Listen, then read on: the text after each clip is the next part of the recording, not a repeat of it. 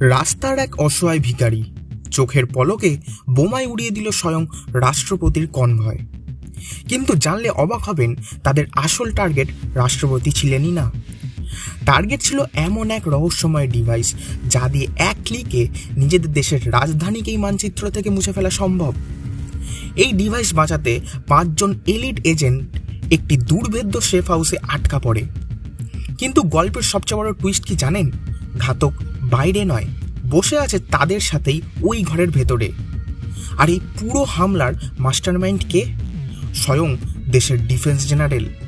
কিভাবে রক্ষকই ভক্ষক হয়ে পুরো দেশকে ধ্বংসের মুখে ঠেলে দিল, চলুন দেখি আজকের এই শ্বাসরুদ্ধকর গল্পে। শহরের একটি ব্যস্ত রাস্তা। আজ এই পথ দিয়েই রাষ্ট্রপতির বিশেষ কনভয় সিটি হলের দিকে যাবে। চারপাশে নিরাপত্তা ব্যবস্থা খুবই কড়া। এমন সময় পুলিশ রাস্তার ধারে থাকা একজন অসহায় ভিখারিকে দেখতে পায়। রাষ্ট্রপতি নিরাপত্তার কথা ভেবে একজন পুলিশ অফিসার তাকে রাস্তা বদলানোর কথা বলে এবং সতর্কতার সাথে নিজের কোমরে রাখা বন্দুকের ওপর হাত রাখে। কিন্তু কেউ ভাবতে পারেনি যে এই অসহায় মানুষটি আসলে এক ভয়ঙ্কর সন্ত্রাসী। চোখের পলকে সে তার পুরনো ব্যাগ থেকে স্টিলের তৈরি একটি পাইপ বের করে আনে। পাইপটি মোটেও সাধারণ ছিল না, এর ভেতরে লুকানো ছিল একটি অত্যন্ত শক্তিশালী বোমা। ঠিক সেই মুহূর্তে রাষ্ট্রপতির কনভয়টি এই রাস্তার কাছাকাছি চলে আসে। ওই সন্ত্রাসী আর এক মুহূর্ত দেরি না করে দৌড়ে যায় এবং কনভয়ের ঠিক মাঝখানের গাড়িটির ওপর বোমা লাগিয়ে দেয়। সাথে সাথে এক ভয়াবহ বিস্ফোরণ ঘটে। এই ভয়ঙ্কর হামলায় কনভয়ের তৃতীয় গাড়িটি পুরোপুরি ধ্বংস হয়ে যায়। ভাগ্যক্রমে রাষ্ট্রপতির গাড়িটি কোনো মতে সুরক্ষিতভাবে সেই জায়গা থেকে বেরিয়ে যেতে সক্ষম হয়। কিন্তু কনভয়ের একেবারে শেষে থাকা সিকিউরিটি ভ্যানটি রাস্তার মাঝখানে আটকা পড়ে যায়। সেই গাড়িতে থাকা ড্রাইভার ছিল বিশ্বাসঘাতক। সে সবাইকে মারার জন্য গুলি চালায়, কিন্তু ওই গাড়িতেই থাকাই একজন এজেন্ট যার নাম শাওচুই, সে খুব দ্রুত গুলি করে তাকে মেরে ফেলে। কিন্তু সেই ড্রাইভার টিমের লিডারকেই গুলিবিদ্ধ করে দিয়েছিল। পরিস্থিতি হাতের বাইরে চলে যাচ্ছে দেখে সিকিউরিটি টিমের লিডার নিজের প্রাণের একটুও পরোয়া না করে একটা অদ্ভুত ও রহস্যময় যন্ত্র এজেন্ট শাওচুইয়ের হাতে তুলে দেন। তিনি তাকে কড়া নির্দেশ দেন, যাই হয়ে যাক না কেন এই জিনিসটা তোমাকে রক্ষা করতেই হবে। এই ঘটনা থেকে একটা বিষয় একেবারে স্পষ্ট হয়ে যায়, সন্ত্রাসীদের আসল লক্ষ্য রাষ্ট্রপতিকে হত্যা করা ছিলই না, বরং তাদের মূল লক্ষ্য হলো এই রহস্যময় যন্ত্রটি। বৃষ্টির মতো গুলির আঘাতে বুলেট প্রুফ গাড়িটির কাঁচ ফাটতে শুরু করে। শাওচুই বুঝতে পারে এই গাড়ি তাদের আর বেশিক্ষণ বাঁচাতে পারবে না। সে স্মোক বোম আর স্টান গ্রেনেড বের করে শত্রুদের দিকে ছুড়ে মারে। চারপাশ ধোঁয়ায় অন্ধকার হয়ে গেলে সেই সুযোগ কাজে লাগিয়ে সে সফলভাবে সেখান থেকে বেরিয়ে আসে। সন্ত্রাসীরা যখন বুঝতে পারে যে তাদের আসল লক্ষ্য গাড়িতে নেই এবং চারদিক থেকে পুলিশের সাইরেনের শব্দ শোনা যাচ্ছে, তখন তারাও বাধ্য হয়ে সেখান থেকে পালিয়ে যায়। অন্যদিকে সিটি হলের রাষ্ট্রপতির কনভয়ের জন্য অপেক্ষা করছিল এজেন্টদের আরেকটি বিশেষ দল। ঠিক একই সময় তাদের ওপরেও হামলা হয়। ডিফেন্স ডিপার্টমেন্টের সাহসী অফিসার ওয়েন সেই ব্রিফকেসটি হাতে তুলে নেয়। তার এক বিশ্বস্ত সঙ্গী ড্যানিয়েল এই হামলায় গুরুতর আহত হয়। ওয়েন তাকে একা ফেলে না গিয়ে বৃষ্টির মতো উড়ে আসা বুলেটের মাঝখান দিয়ে নিজের আহত সঙ্গীকে কাঁধে করে তুলে নিয়ে কোনো মতে বাইরে বেরিয়ে আসার চেষ্টা করতে থাকে। এই সমস্ত ঘটনার একটু দূরেই পাশের একটি বিল্ডিংয়ে সিক্রেট এজেন্সির একটা গোপন সেফ হাউস ছিল। এই হাউসের সম্পূর্ণ দায়িত্ব ছিল অ্যান্ডারসন নামের এক এজেন্টের হাতে। সে টিভিতে ব্রেকিং নিউজ দেখছিল, যেখানে বলা হচ্ছিল যে উপরাষ্ট্রপতির ওপর হামলা হয়েছে। ওদিকে বিপদ থেকে বেঁচে ফেরা শাওচুই রাস্তার একজন সাধারণ পথচারীর মোবাইল ফোন ধার নিয়ে হেডকোয়ার্টারের সঙ্গে যোগাযোগ করে। তার কলটা সরাসরি ডিফেন্স মন্ত্রকের জেনারেল মার্শালের কাছে পৌঁছায়। শাওচুই তাকে রাস্তার পুরো ঘটনা খুলে বলে এবং তাদের দলের ভেতরেই যে কোনো বিশ্বাসঘাতক লুকিয়ে আছে সেই সন্দেহের কথাও জানায়। সব শুনে জেনারেল মার্শাল তাকে একটি গোপন কোড দেন এবং নির্দেশ দেন সে যেন সেই সেফ হাউসে চলে যায়। তিনি তাকে সাবধান করে বলেন এই মুহূর্তে কাউকে বিশ্বাস করবে না। শাওচুইয়ের মনে সন্দেহ জাগে, এত গুরুত্বপূর্ণ একটি যন্ত্র নিয়ে হেডকোয়ার্টারে নিরাপদে আশ্রয় না গিয়ে তাকে কেন একটা সাধারণ সেফ হাউসে পাঠানো হচ্ছে। তবু একজন অনুগত সৈনিকের মতো সে সেনাপতির আদেশ মেনে নেয়। খুব তাড়াতাড়ি শাওচুই সেই সেফ হাউসের দরজায় পৌঁছায়। ঠিক সেই সময় অফিসার ওয়েনও তার আহত সঙ্গী ড্যানিয়েলকে নিয়ে সেখানে এসে পৌঁছায়। অ্যান্ডারসন দ্রুত ড্যানিয়েলের শারীরিক অবস্থা পরীক্ষা করে দেখে। সে সবাইকে আশ্বস্ত করে বলে ড্যানিয়েল শুধু টিয়ার গ্যাসে আক্রান্ত হয়েছে, যা মোটেও প্রাণঘাতী নয়। আসলে ড্যানিয়েল শুধুমাত্র ওয়েনের সঙ্গী ছিল না, সে ছিল ওয়েনের প্রেমিকও। ওয়েন অত্যন্ত যত্নের সাথে তাকে একটি ইনজেকশন দেয়, যার ফলে ড্যানিয়েল কিছুটা হলেও সুস্থ বোধ করে। কিন্তু পরিস্থিতি শান্ত হওয়ার আগেই হঠাৎ করে সেফ হাউসের বাইরে সতর্কতামূলক ঘণ্টাটি আবার বেজে ওঠে। আশ্চর্যের ব্যাপার হলো, নতুন আসা এই মানুষটিও সেফ হাউসে ঢোকার সেই গোপন কোডটি জানত। একটু দ্বিধায় ভুগলেও অ্যান্ডারসন তাকে ভেতরে ঢোকার অনুমতি দেয়। সে ভেতরে ঢুকতেই দরজায় আরও এক রহস্যময় ব্যক্তির আবির্ভাব ঘটে। এই চতুর্থ ব্যক্তি ভেতরে ঢুকেই তার হাতের বন্দুকটি সবার দিকে তাক করে। ঘরের ভেতরে এক চরম উত্তেজনাকর পরিস্থিতি তৈরি হয়। ঠিক এমন সময় পঞ্চম ব্যক্তি হিসাবে সেখানে প্রবেশ করে সিআই দপ্তরের সিনিয়র অফিসার হোল্ডেন। তার আসার পর ঘরের থমথমে পরিবেশ একটু শান্ত হয়। যে চতুর্থ ব্যক্তিটি বন্দুক তাক করেছিল সে নিজের পরিচয় দিয়ে জানায় যে সে হোম সিকিউরিটি ডিপার্টমেন্টের এজেন্ট সলো। এখন এই 5 জন এজেন্ট একে অপরের সাথে নিজেদের পরিচয় পর্ব সেরে নেয়। হোল্ডেন যেহেতু পদে সবার চেয়ে সিনিয়র ছিলেন, তাই তিনি নিজের কাঁধে এই সেফ হাউসের কমান্ড বা দায়িত্ব তুলে নেন। কিন্তু এত কিছুর পরেও শাওচি মনে মনে এখনও যথেষ্ট সতর্ক হয়ে থাকে। তাই সে নিরাপদে কথা বলার জন্য অ্যান্ডারসনের কাছে একটি সুরক্ষিত সিকিউর ফোন লাইন দাবি করে। অ্যান্ডারসন তাকে কোনো রকম প্রশ্ন না করেই ফোন লাইনটি ব্যবহার করতে দেয়। অ্যান্ডারসন চলে যাওয়ার পর শাওচি কন্ট্রোল প্যানেল থেকে জেনারেল মার্শালের সাথে আবার যোগাযোগ করে। জেনারেল তাকে জানান যে হামলার তদন্তে একটি বিশেষ দল গঠন করা হয়েছে। শাওচি সেফ হাউসের ভেতরে জটিল পরিস্থিতির কথা জানালে জেনারেল তাকে কঠোর নির্দেশ দেন তার কাছে থাকা সেই যন্ত্রটি সম্পর্কে যেন সে কাউকে কিছু না বলে। তিনি আরও জানান যে খুব তাড়াতাড়ি সাহায্য পাঠানো হবে। কিছুক্ষণ পর জেনারেল আবার কল করেন, আর এবার সব এজেন্টরা স্পিকারে সেই কথা শোনে। জেনারেল জানান পুলিশ এবং ন্যাশনাল গার্ড সেফ হাউসের চারপাশে 2 মাইল এলাকা পুরোপুরি খালি করে দিয়েছে। এর মানে হলো এখন তারা সবাই সেফ হাউসের ভেতরে সম্পূর্ণ আটকা পড়েছে। অ্যালার্ট শেষ হওয়া না পর্যন্ত কেউ বাইরে যেতে পারবে না। এরপর জেনারেল হঠাৎ করেই শুধুমাত্র হোল্ডেনের সাথে একান্তে কথা বলতে চান। তাদের মাঝে কি কথা হলো তা কেউ জানতে পারল না, কিন্তু এতে সবার মনেই সন্দেহের দানা বাঁধে। হঠাৎ সেফ হাউসের বিদ্যুৎ চলে যায়, ভারী স্টিলের দরজাও জ্যাম হয়ে যায় এবং মোবাইলের সিগন্যাল পুরোপুরি বন্ধ হয়ে যায়। সবাই বুঝতে পারে যে তাদের ইচ্ছাকৃতভাবে এখানে বন্দি করা হয়েছে। সবার নজর হোল্ডেনের দিকে গেলে সে ভয়ঙ্কর সত্যি প্রকাশ করে। যে সিগন্যাল দিয়ে আজকের বিস্ফোরণগুলো ঘটানো হয়েছিল তা এই সেফ হাউস থেকেই এসেছে। অর্থাৎ তাদের এই 5 জনের মধ্যেই কেউ একজন বিশ্বাসঘাতক। সবার মনে তীব্র অবিশ্বাস তৈরি হয়। এদিকে ড্যানিয়েল কিছুটা সুস্থ হয়ে উঠলে ওয়েন তাকে নিজের গোপন মিশনের কথা জানান। ওয়েনের কাজ ছিল প্রেসিডেন্ট সিটি হল পৌঁছানোর পর একটি বিশেষ ডিভাইস উপরাষ্ট্রপতির হাতে তুলে দেওয়া, যা শুধু ওয়েনের চোখের স্ক্যানেই খুলত। কিন্তু যন্ত্রটির আসল কাজ কি তা সে প্রকাশ করে না।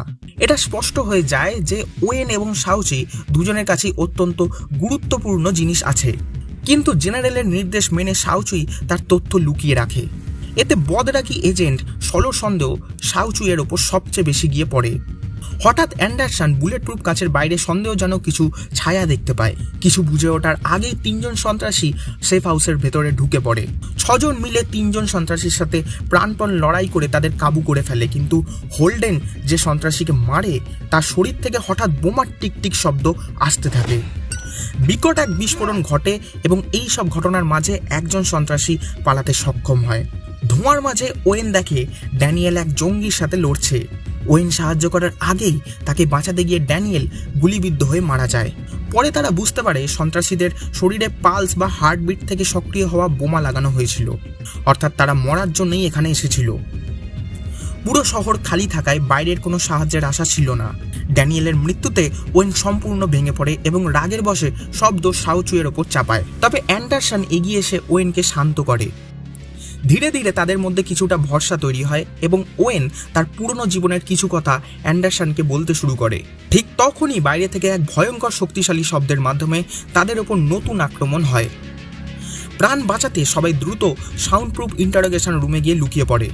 সবাই যখন নিজেদের নিরাপদ ভাবছিল, ঠিক তখনই শত্রুদের আরেকটি দল ভেন্টিলেশন পাইপ দিয়ে সেফ হাউসে রাসায়নিক গ্যাস ছেড়ে দেয় এবং ইকুইপমেন্ট রুমটি বোমা দিয়ে উড়িয়ে দেয়। গ্যাস মাস্ক পরা 2 জন সন্ত্রাসী ছাদ ফুটো করে নিচে লাফিয়ে পড়ে আক্রমণ চালায়। পুরো সেফ হাউস ধোঁয়ায় ঢেকে যায়। এজেন্টরা দ্রুত মুখে কাপড় বেঁধে স্টোরেজ রুমের দিকে অস্ত্র খুঁজতে দৌড়ায়। এজেন্টদের পাল্টা হামলায় এক সন্ত্রাসী মারা যায় এবং তার দেহের বোমাটি বিস্ফোরিত হয়। অন্যজনকে তারা অজ্ঞান অবস্থায় ধরে ফেলে। অ্যান্ডারসন তার শরীর তল্লাশি করে কোনো বোমা না পেয়ে তাকে শক্ত করে বেঁধে রাখে। পালানোর জন্য ছাদের গর্ত দিয়ে বের হওয়ার কথা ভাবলেও তারা দেখে সেখানে আগে থেকেই প্লাস্টিক বিস্ফোরক লাগানো, অর্থাৎ বাইরে বের হওয়ার সব রাস্তাই বন্ধ। বন্দি সন্ত্রাসীর থেকে তথ্য বের করা ছাড়া তাদের আর কোনো উপায় ছিল না। সলো তার আঙুল ভেঙে দেয় এবং ইলেকট্রিক শক দেয়, তবুও সে মুখ খোলে না। ওয়েন নরম সুরে কথা বলে তাকে জল দিলে সে অবশেষে মুখ খোলে। সে জানায় এজেন্টদের মিশন ও আসল পরিচয় তারা আগে থেকেই জানতো এবং তাদের মূল লক্ষ্য হলো ওয়েন ও শাওচুয়ের কাছে থাকা গোপন ডিভাইস।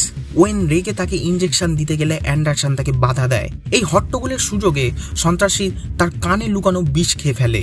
সে মারা যেতেই তার শরীরে থাকা বোমার টাইমার চালু হয়ে যায়। সবাই দ্রুত ঘর থেকে বেরিয়ে গেলে বিকট বিস্ফোরণে তাদের তথ্য পাওয়ার শেষ আশাও শেষ হয়ে যায়। সবার সন্দেহ এবার অ্যান্ডারসনের দিকে ঘোরে। সলো রাগের মাথায় রিভলভার দিয়ে রাশিয়ান রুলেট খেলে। এতে অ্যান্ডারসন ভয় না পেয়েও নিজেকে নির্দোষ বলেই দাবি করে। কেউ অ্যান্ডারসনকে বিশ্বাস করে না, তাই তাকে দোতলার একটি ঘরে বন্দি করে রাখা হয়। রাত গভীর হলে হোল্ডেনের কথায় শাওচুই ও ওয়েন বাধ্য হয়ে তাদের আসল গোপন মিশন সবার সামনে প্রকাশ করে। এটি হলো দেশের পারমাণবিক মিসাইল লঞ্চ করার মোবাইল কন্ট্রোল ইউনিট, আর ওয়েনের কাছে থাকা যন্ত্রটি হলো সেটা ডিকোডার। এই দুটো যন্ত্র এক হলে যে কোনো মুহূর্তে পরমাণু হামলা চালানো সম্ভব। এই কথা শুধু রাষ্ট্রপতি ও উপরাষ্ট্রপতি ছাড়া কেউ জানতো না। সবাই বুঝতে পারে যে এই বিশাল ষড়যন্ত্রের পেছনে হেডকোয়ার্টারের জেনারেল মার্শালও জড়িয়ে থাকতে পারেন। ইলেকট্রিক্যাল ইঞ্জিনিয়ারিং জানা ওয়েন রান্নাঘরের ব্যাটারি দিয়ে কোনো মতে সিস্টেম চালু করে গত 28 ঘন্টার অফলাইন সিসিটিভি ফুটেজ দেখতে বসে। ঠিক তখনই লিফট থেকে তৃতীয় সন্ত্রাসী দল ভেতরে ঢুকে পড়ে। গোলাগুলিতে সলো আহত হয়ে মাটিতে লুটিয়ে পড়ে। শাওচুই ও হোল্ডেন প্রাণপণে লড়তে থাকে। এদিকে আহত সলো ভুল করে বন্দি অ্যান্ডারসনের হাত করার চাবি দিয়ে দেয়। অ্যান্ডারসন নিজেকে মুক্ত করে সাহায্য করার ভান করে সলোর গলা কেটে তাকে নির্মমভাবে খুন করে। ওদিকে সিসিটিভি ফুটেজে ওয়েন এক ভয়ঙ্কর সত্য দেখতে পায়। আসল সেফ হাউস ম্যানেজারকে অনেক আগেই খুন করা হয়েছে এবং তাদের সাথে থাকা এই অ্যান্ডারসন আসলে একজন বহুরূপী খুনি। ওয়েন চিৎকার করে সবাইকে সতর্ক করার আগেই অনেক দেরি হয়ে যায়। অ্যান্ডারসন পেছন থেকে এসে শাওচুইয়ের বুকে সজোরে ছুরি বসিয়ে দেয়। শাওচুই মাটিতে লুটিয়ে পড়ে মারা যায়। অ্যান্ডারসন তার পারমাণবিক ডিভাইস ও ওয়েনের ডিকোডার ছিনিয়ে নেয়। অ্যান্ডারসন নিজের আসল পরিচয় ফাঁস করে। সে জানায় সে ওই সন্ত্রাসী সংগঠনের এক ভয়ঙ্কর সদস্য, যার কোড নেম কপারহেড স্নেক। তার অদ্ভুত ধারণা হলো পৃথিবীতে শান্তি প্রতিষ্ঠা করতে হলে আগে একটি বড় যুদ্ধের প্রয়োজন। সে ওয়েনকে বন্দি করে বাঁচিয়ে রাখলেও সিনিয়র অফিসার হোল্ডেনকে নির্মমভাবে গুলি করে হত্যা করে। এরপর তারা পারমাণবিক ডিভাইস ও ডিকোডার একসাথে যুক্ত করে নিউক্লিয়ার মিসাইল সক্রিয় করে দেয়। সবচেয়ে ভয়ঙ্কর ব্যাপার হলো এই মিসাইলের লক্ষ্য কোনো শত্রু দেশ ছিল না, বরং তাদের নিজেদের দেশের রাজধানী ওয়াশিংটন ডিসি। মিসাইলটি লঞ্চ হতে আর মাত্র 1 মিনিট বাকি। কপারহেড ওয়েনকে তার এক সঙ্গীর পাহারায় রেখে যায়। সুযোগ বুঝে ওয়েন পাহারারত সন্ত্রাসীর সাথে মরণপণ লড়াই শুরু করে। ওই ঘরেই পড়েছিল তার মৃত প্রেমিক ড্যানিয়েলের লাশ এবং তার বন্দুকটি। ওয়েন মরিয়া হয়ে কোনো মতে বন্দুকটা হাতে পেয়ে যায় এবং সন্ত্রাসীকে শেষ করে। এরপর সে একেবারে 1 সেকেন্ড দেরি না করে লঞ্চ সিস্টেমটি বন্ধ করে দেয় এবং পুরো শহরকে ধ্বংসের হাত থেকে বাঁচায়। সেফ হাউসের ভেতরে এখন ওয়েন ছাড়া আর কেউ জীবিত ছিল না। ঠিক সেই মুহূর্তে কন্ট্রোল প্যানেল বেজে ওঠে। সেখান থেকে স্বয়ং জেনারেল মার্শালের কণ্ঠস্বর ভেসে আসে। তিনি কপারহেড স্নেককে ডাকতে থাকেন, কিন্তু ওয়েন চুপ করে থাকায় কোনো উত্তর মেলে না। এই ঘটনা থেকে ওয়েনের কাছে জলের মতো পরিষ্কার হয়ে যায় যে দেশের এই চরম বিপদের পেছনে আর কেউ নয়, জেনারেল মার্শালই হলেন আসল মাস্টার মাইন্ড। তৃতীয় সন্ত্রাসী দল সেফ হাউসে ঢোকার সময় যে রাস্তা তৈরি করেছিল, ওয়েন সেই পথ দিয়েই কোনো মতে বাইরে বেরিয়ে আসে। ওদিকে নিজের কুকীর্তি ঢাকতে জেনারেল মার্শাল তার লোকেদের নির্দেশ দেন পুরো সেফ হাউসটি বোমায় উড়িয়ে দিতে, যাতে ষড়যন্ত্রের কোনো প্রমাণই অবশিষ্ট না থাকে। আহত, ক্লান্ত এবং সম্পূর্ণ একা ওয়েন ধীর পায়ে শহরের রাস্তায় হাঁটতে থাকে। হঠাৎ তার চোখ আটকে যায়। সে দেখতে পায় কাছেই একটি বিল্ডিং থেকে সেই জেনারেল মার্শাল বেরিয়ে আসছেন।